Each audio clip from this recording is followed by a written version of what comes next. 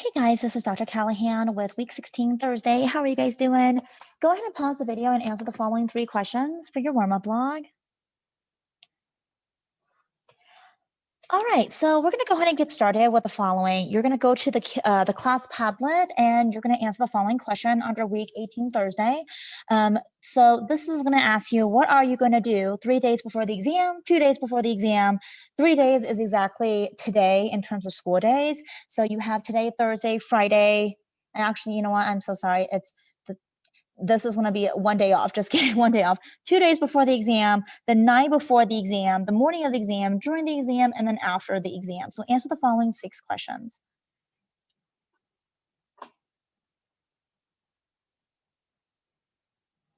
All right, so here I have a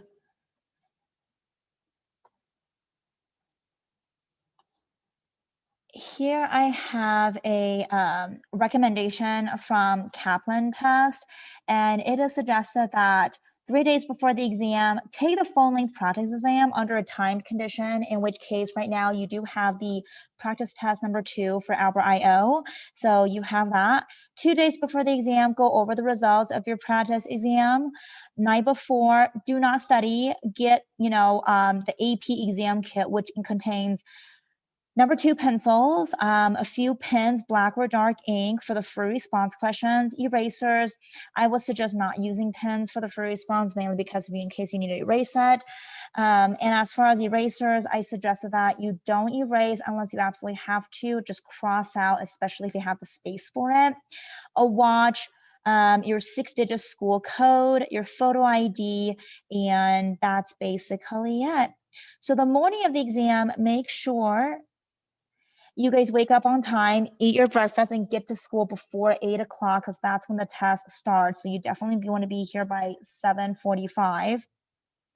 Try not to drink a lot of caffeine. Make sure you dress in layers in case the room is going to be cold in the career center.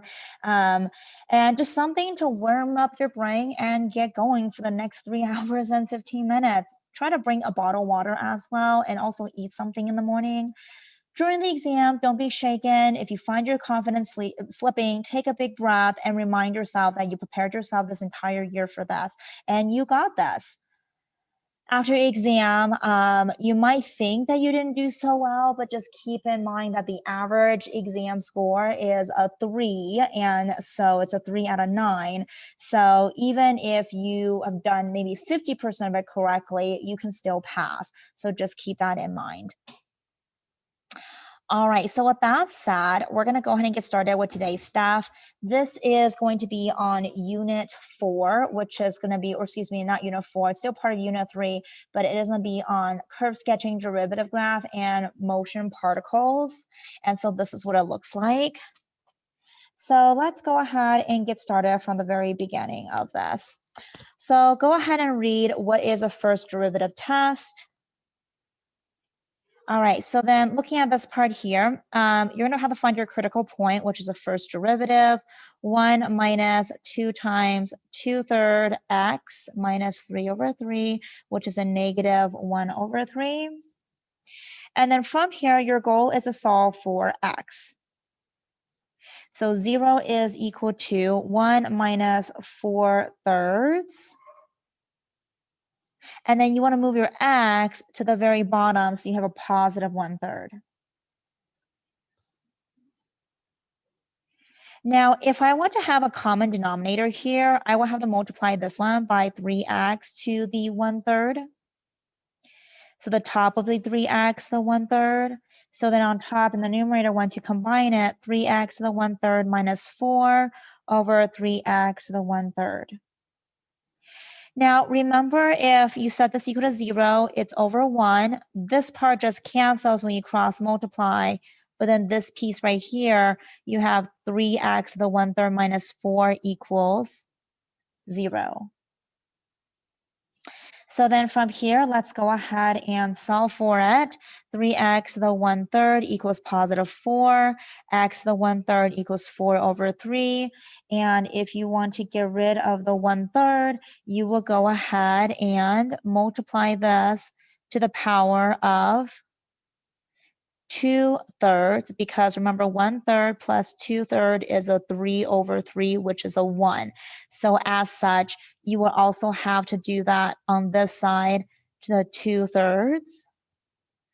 So x is going to equal to 64/27.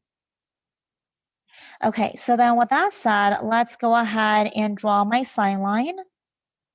And then I have a 64/27 right here as one of your critical points. But you also have 0 as the other critical point. So then pick a number in between here to test for your max and min. So then if I do f prime of -1 on the left side, f prime 64/27 is going to be bigger than 1. So f of 1, and then f prime of maybe, well, it's not bigger than 3, so of 3. So plug that into your calculator, and you will get a positive, a negative, and a positive. So it's asking for a relative minimum in the situation. So you will have to go down negative, positive. So that is your minimum right here. So in this case, 64/27 is going to be your minimum because f prime of x changes from a negative to a positive. Okay, so question number 2 asks you to go ahead and find the inflection point. So it's going to be the second derivative. So the first derivative that you're going to have here is y prime is equal to 4x to the third minus 6x squared. Y double prime is 12x squared minus 12x equals 0. Let's find the point of inflection. So I have 12x minus 1. With an x on outside equals 0. So x equals 0 and x equals 1. Now let's go ahead and test that. So your point of inflection is at 0 and 1. And then with that, you're going to go ahead and find a point to plug into the second derivative. So left of 0 is -1. In between 0 and 1, you can do like maybe a 1/2. And then after 1, you can do maybe like a 2. So when you plug this into your calculator, this is going to give you a positive, a negative, and a positive. So what that means is you're testing for concavity. This is a concave up, concave down, concave up. So the question says, has a point of inflection at, and in this situation, it is going to be at 0, 1, but then what is your y value? You just simply do f of 0, f of 1, which is going to give you a 0 and a -1. So you'll have 0, 0, and 1, -1.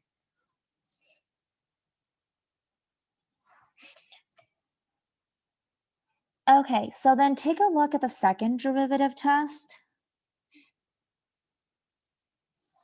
So looking at number 3, since f prime of 5 equals 0 and f double prime of 5 equals -3, then decide if it's a relative maximum or a minimum or neither at 5.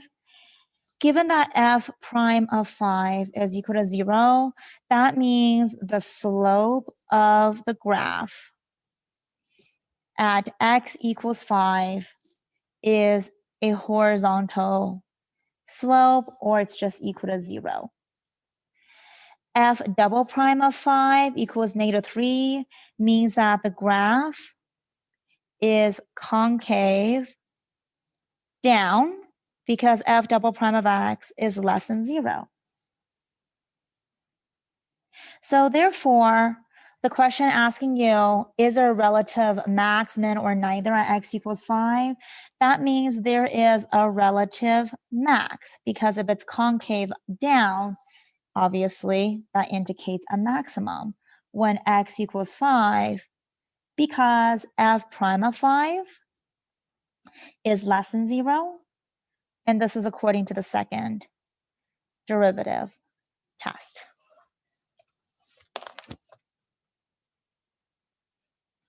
Okay, so from here, let's go ahead and take a look at this. I'm going to have you guys go ahead and give this a try for number 4. And for number 5, read the motion particles, give that a try. And that basically concludes it. So for the last 2 questions, if you're struggling a little bit, take a look at the tiny URL on the very bottom of the first page, which is right here. And then also here's a QR code for that. Okay, in addition to that, if you guys need some additional practice questions, here is the second page of that. And this is the answer and steps for the second page of the actual questions relating to this. And I also have the 2003 multiple choice questions with a no calculator and with a calculator. It's the full exam. So it should take you about an hour and a half to complete it. And I have the QR code and the links for the answers. All right, you guys, I hope you have a wonderful week. Take care.